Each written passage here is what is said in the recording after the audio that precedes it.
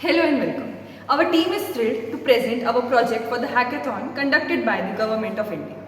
The metrics we are considering to build the solution are sustainability, practicality, economics and deployability. Our team interacted with numerous police officials of our city of every rank deployed at multiple stations and posts. The key takeaways from our research are working of the Bandobast system, the role of the officer ranks in the deployment for Bandobast, the need for accuracy in tracking the officials, the need for such technology that can be handled easily by non-technology friendly officials. Our goal is to create a device and platform to track the location of police officers deployed in the Bandobast.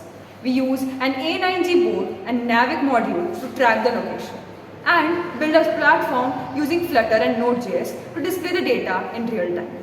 Let's take a closer look at the hardware we used. We chose the A9G board and NAVIC module because they're economic, compact and have low power consumption.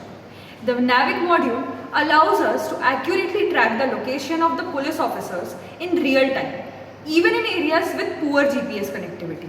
The A9G board also has built-in Wi-Fi and Bluetooth connectivity, making it easy to transmit the location data to our platform. Now, let's dive into the software implementation of our project.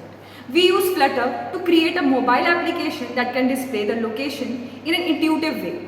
The app allows authorized personnel to view the real-time location of police officials on a map and track their movements over time.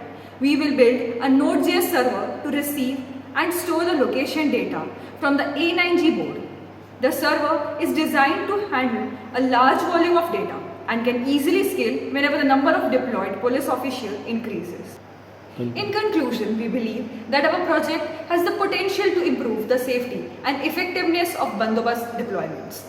By providing real-time location data for police officers, we can increase situational awareness and enable more effective responses to emergencies. We are excited to continue developing our project and hope that it can make a positive impact on communities across India. Thank you all for watching.